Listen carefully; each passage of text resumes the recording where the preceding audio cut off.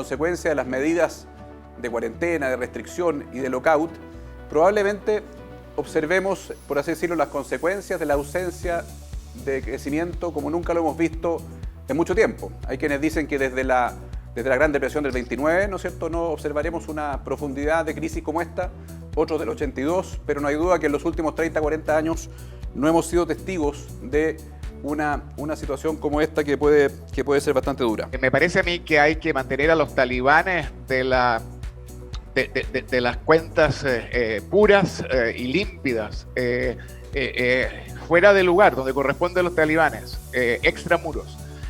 Todo el mundo, digamos, la verdad de las cosas, y Nicolás lo sabe muy bien por su pasada por el Fondo Monetario Internacional, es que no tenemos idea cuál es la deuda pública que es sostenible. Sabemos que infinito no es y que cero tampoco. Pero recordemos que por muchos años se dijo que era 60%, hasta que vino la crisis financiera se dijo que era 90%, y ahora se va a decir que es 125%. ¿ya? Y Chile va a pasar de 30 a 50 o a lo que sea, y va a seguir teniendo como porcentaje de esa cuota superior de la que no se puede pasar, va a seguir estando bien, y por tanto yo creo que no hay que en este momento, sobre todo en la manera adecuada en que lo está haciendo el ministro de Hacienda, preocuparse de eso. No es el momento de la ortodoxia fiscal, no es el momento. Como alguien lo dijo muy bien, mire, gaste todo lo que haya que gastar, pero guarde las boletas. Salud, economía, y la verdad que es como el yin y el yang, está todo mezclado y todos tenemos que avanzar en muchos frentes al mismo tiempo. ¿Cómo vamos pasando de este modo de restricción y cuarentena a un modo de retorno seguro, de nueva normalidad? Ahí, bueno, está una de las entrevistas que tú mencionabas, Sebastián, de Nicolás, que sacó roncha el fin de semana, digamos, del fondo, si la normalización iba a ser más del tipo Merkel o del tipo Trump, en fin. Yo creo que ese es un tema relevante también porque cómo salgamos de este valle que va a ser la pandemia nos va a determinar cómo quedamos parados después de y cómo iniciamos esta discusión que hemos tenido hoy día de reactivación económica, que también pasa por lo institucional, en fin, y por todas las cosas que hemos debatido. Vamos a quedar más pobres que antes, más endeudados que antes, con algunas empresas comprometidas, y por tanto va a ser un factor negativo adicional a la crisis de crecimiento y crisis de legitimidad, o la famosa crisis social que ya arrastrábamos y que mencionó Bernardo. La pregunta es, ¿será esto un factor de entropía? ¿Esto es de mayor dificultad para ponernos de acuerdo o de unidad? Obvio que la pandemia es lo más importante, pero para ponerte un ejemplo cualquiera que se me ocurra en este momento, ni la Jimena Rincón ni Andrés Alamán están atendiendo enfermos, y tampoco los veo conversando seriamente en una visión de país que tenga como base un análisis sólido, histórico y conceptualmente consistente como lo que plantea Nicolás Eizaguirre. Y eso es lo que a mí me preocupa, en que no veo. Ahora, yo vivo en California, así que a lo mejor estoy totalmente equivocado, y en todos los bares de Santiago, detrás de las cortinas cerradas, están los políticos decidiendo en forma ecuánime y brillante el futuro del país. Pues eso yo no sé. El crecimiento es el mejor, ¿cómo llamaste? La mejor política social. Pero yo te agregaría, pero un buen pacto social es el mejor elemento para lograr el crecimiento. Las cosas operan para los dos lados. Esta cancha, que es la cancha de lo público, donde se procesan las leyes, en fin, muchas veces le cuesta, por así decirlo, equilibrar bienes públicos como es la sustentabilidad, como es la protección de los consumidores o la protección de los derechos de los trabajadores con el crecimiento. Creemos que hay una inercia que impide, en el fondo, equilibrar estos dos objetivos que son igualmente importantes. Los procesos a veces se pierden sintonía, así como los malos músicos que pierden el pulso. Pero yo veía que en general caminábamos hacia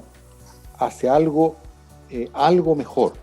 Donde creo yo que teníamos nuestros grandes problemas, en muchos lados, pero pienso que una cosa que ya desde hace mucho lo ha escrito Valenzuela y otros, nuestro régimen político, la parte, lo que se llama orgánica de nuestra Constitución, deja mucho que desear. Nosotros tenemos un régimen político que favorece la polarización. Es un régimen hiperpresidencial donde todas las tendencias políticas, y esto viene desde los gobiernos radicales, esperan capturar el botín para quedarse ahí. Eso no es una cultura de coalicionarse, sino más bien de dividirse. Parece ser que la discusión sería, en el fondo, mire, primero, por así decirlo, arreglemos la fundación, la institucionalidad, y de aquí a 2 años, cuando esto termine, bueno, ahí enfrentaremos los desafíos que usted me menciona, de crecimiento, en fin, de flexibilizar el mercado laboral. Lo que a mí me parece es que esas dos cosas no pueden ser secuenciales. En síntesis, no estamos teniendo una conversación país, estamos teniendo una conversación de distintos nichos de grupos de presión que se han hecho fuertes en nuestra discusión de políticas públicas. Los medios de comunicación han jugado un rol muy negativo al no incentivar la visión conjunta y los acuerdos, y al contrario, tener una actitud muy similar a la que describía Nicolás con respecto a la política chilena, tratar de dividir y separar y generar a través de la farándula. Pues yo he leído un montón de entrevistas a Nicolás Eizaguirre, ¿ya? Recientes, y no tan recientes, pero digamos desde que estamos en este tema. Y los medios tienden a enfatizar los detalles mínimos divertidos que dice Nicolás, en vez de lo que nos viene a plantear acá, que lo plantea todas las veces. Entonces, a mí me parece que estamos atrapados en un equilibrio mala onda.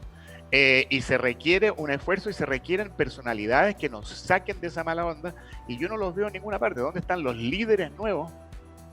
Cuando apareció Ricardo Lagos, fue una bocanada de aire fresco. Son los consejos económico y social, donde se produce en el fondo la convergencia de otros actores que empiezan a hacer planteamientos y que eventualmente podrían ser espacios interesantes sin reemplazar a la política, donde genera esta discusión. O sea, yo hago un llamado también a que el mundo empresarial, el mundo académico, la intelectualidad, la sociedad civil, también dejemos un poquito esta resignación de que todo pasa por la política, porque hay que ser claro de que la política muchas veces nos muestra todos los días de su incapacidad de romper esa inercia, digamos. En casi todos los países desarrollados del mundo, en todos de hecho, salvo Estados Unidos y Singapur, se vota por listas cerradas, no se vota por personas.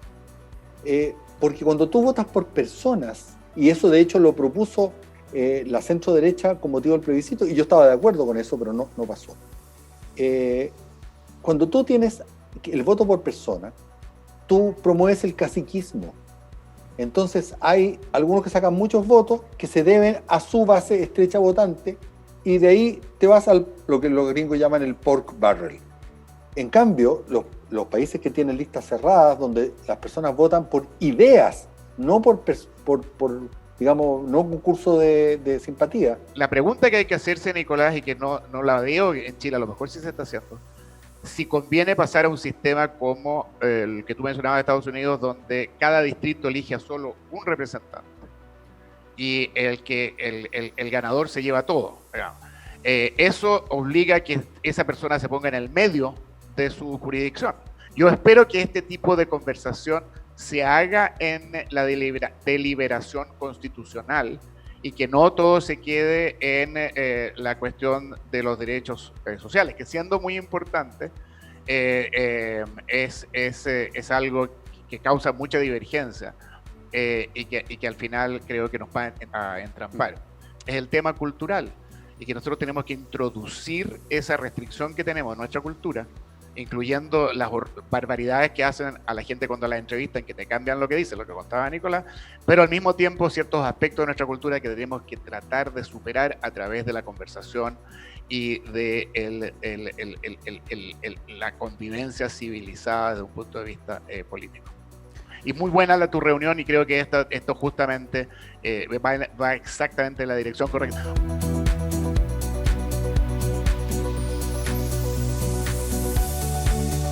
¿Cómo preparamos a esa población que vive en Cerro Navia, que vive en comunas donde sus oportunidades las perdieron cuando entraron a prekinder, no cuando tienen 18 años en cuarto medio? Hoy día la productividad por hora trabajada en Chile es 2 tercios de la de Nueva Zelanda. Y no hay absolutamente ninguna razón para que eso sea así. Nueva Zelanda, al igual que Chile, no es parte de las cadenas internacionales de suministro manufacturero.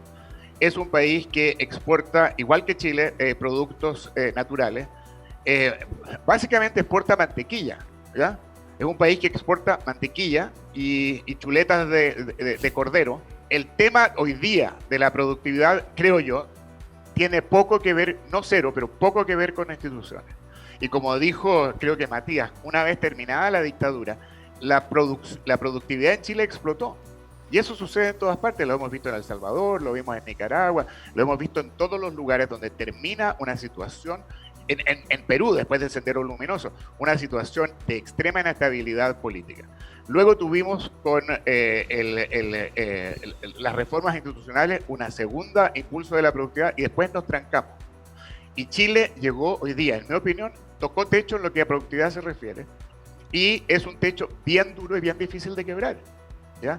Y el tema de la productividad tiene que ver con procesos, es un tema ingenieril y tiene que ver con cultura, tiene que ver con cuánto tiempo se demora la gente en el coffee break.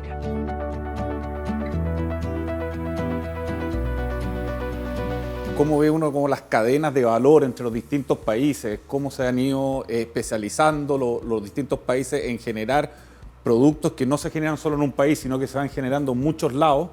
Vemos que Chile se ha quedado un poco abajo de este camino. Puede ser por la distancia, puede ser por nuestras condiciones de capital humano, que nos dificultan mucho de repente entrar en temas tecnológicos, o también de la legislación que de repente puede ser un poco demasiado, la legislación laboral un poco rígida. A lo mejor no vamos a ser nunca industriales de la nueva tecnología, pero sí podemos prestarle servicios.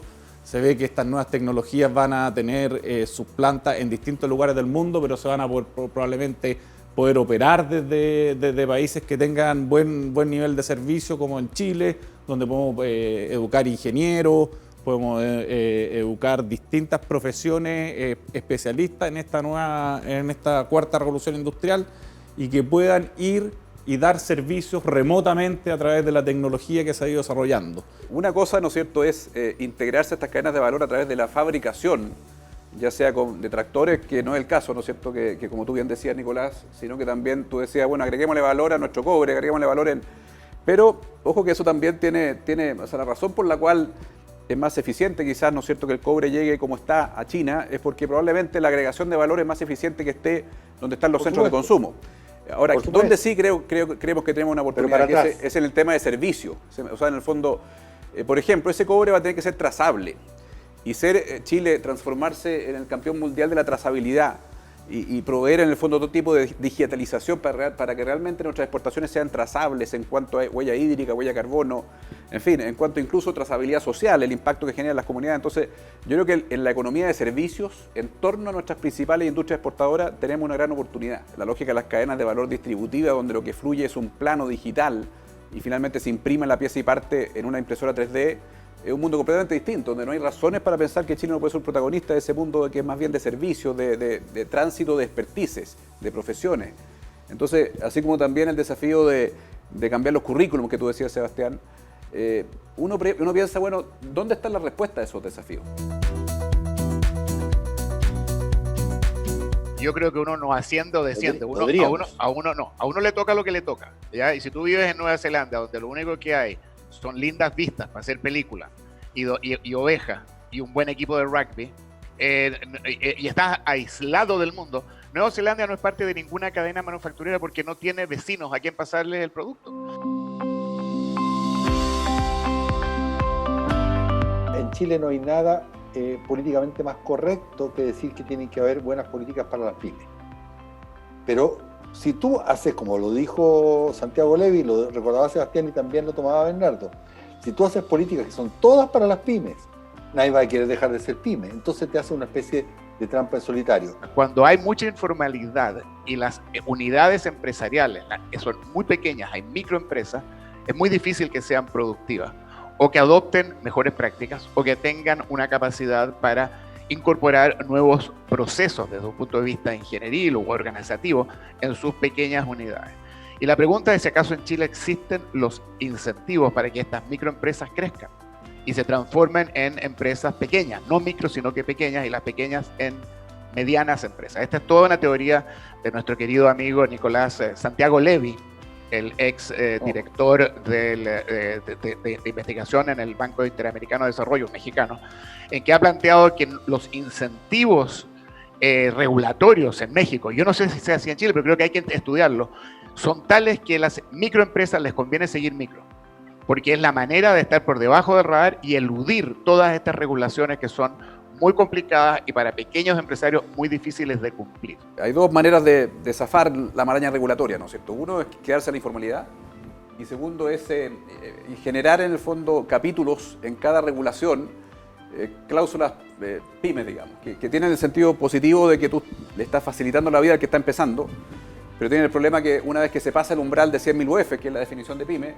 bueno, viene todo hasta los mayores impuestos, la malla regulatoria. Entonces yo sigo, quizás no es muy popular decirlo, porque obviamente es importante apoyar a las pymes para que surjan, pero en cada regulación que se crea en Chile se crea una cláusula especial, digamos, que finalmente hace muy difícil y poco incentivante pasar ese umbral. Y yo creo que realmente lo que realmente debería ser el foco de la política pública en Chile es la empresa que quiere crecer, más que la empresa que se quiere quedar en un cierto tamaño, sin perjuicio de que hay todo un mundo de micropymes que son personas que están en su almacén, que eso claramente requiere, ¿no es cierto?, un apoyo especial, digamos, y una política casi social, digamos, que es muy importante porque le da esa capilaridad a la economía chilena, digamos.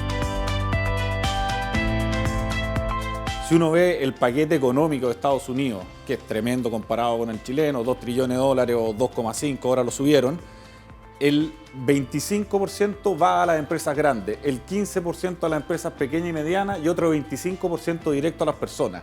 Si uno ve que en Estados Unidos no es un tema totalmente vetado hablar de que en casos excepcionales se le pueda dar un apoyo a las empresas porque son muy importantes tanto en su generación de valor, en sus cadenas de valor, en las gentes que emplean, cómo contratan a otras empresas más chicas para ser proveedores. Es decir, son muy importantes de desarrollo que de repente acá en Chile, por cómo se ha llevado la discusión política, ha pasado a ser casi algo vetado o algo que para cualquier político decir que nos vamos a preocupar de empresas no solamente de las pequeñas, sino que también de que estas pequeñas puedan crecer y ser grandes y que no es un pecado ser grande. Delta tuvo que emitir casi $2 billones de warrants a $23 la acción. Y el gobierno, $23 la acción para la compañía aérea más grande del mundo es un regalo cuando vuelva a la media normalidad. Y el gobierno de Estados Unidos va a ganar plata porque va a ejercer esos warrants, va a comprar las acciones e inmediatamente las va a vender. No que se vaya a quedar dueño de una aerolínea, pero el hecho factual es que acá eso ha causado muy poca polémica porque es la manera en cómo se hizo con el TARP, como se hizo con Chrysler Fiat, como se hizo con General Motors y como se hizo con los bancos en el 2008-2009 bajo la presidencia de Obama. Entiendo que en Chile ese tema todavía no se ha resuelto. ¿Qué es lo que cuál va a ser el costo para las empresas? Pero no lo sé. ¿Cuánto de garantías crediticias para evitar quiebra injustificada? Yo creo que no habría que ahorrar, pero guardar las boletas. Lo que significa que después tendremos que arreglar ese tema. Ahora, respecto a las empresas grandes, yo coincido. En primer lugar, pueden haber empresas grandes que, siendo grandes, tengan dificultades de liquidez, por tanto tengan dificultades de funcionar, pero sean fundamentales en la cadena de la oferta. Y por tanto, supongamos que tenemos problemas con las eléctricas, con las de agua, bueno, se nos contamina todo el resto de la economía. Por tanto, las que son muy importantes en la cadena de la oferta tienen que estar absolutamente funcionantes. Y creo que un esquema de crédito contra warrants es perfectamente legítimo y protege los intereses del Estado. Pero tampoco vamos a solucionar nada si tenemos un Estado, digamos, más fuerte, que no está suficientemente, digamos, controlado por la sociedad civil. Porque se presta para la captura y para que algunos sindicatos y otros terminen subiéndose el sueldo, y a la gente común y corriente, a los innovadores, a quienes pueden hacer una diferencia, no les llega nada. Yo creo que más que bajar el IVA tenemos que ver a lo mejor cómo hacer políticas de impuesto negativo, que se llama, de que le pueda llegar a la gente que le es más regresivo el IVA, le pueda llegar a lo mejor una devolución. Rebaja del IVA estoy en contra. En primer lugar, tú le vas a rebajar más a lo que consumen más, lo que me parece bastante regresivo. Aunque la proporción, que en fin, todos sabemos eso. soy mucho más partidario, y en eso estoy de acuerdo con Matías, de llevar ingresos directamente a la familia, en vez de estar perdiendo por la vía tributaria, por la vía de la recaudación. Y me parece que el restituir a las personas cuando tienen muy bajas rentas con eventuales impuestos negativos es una línea muy interesante para adelante, pero renta, no IVA.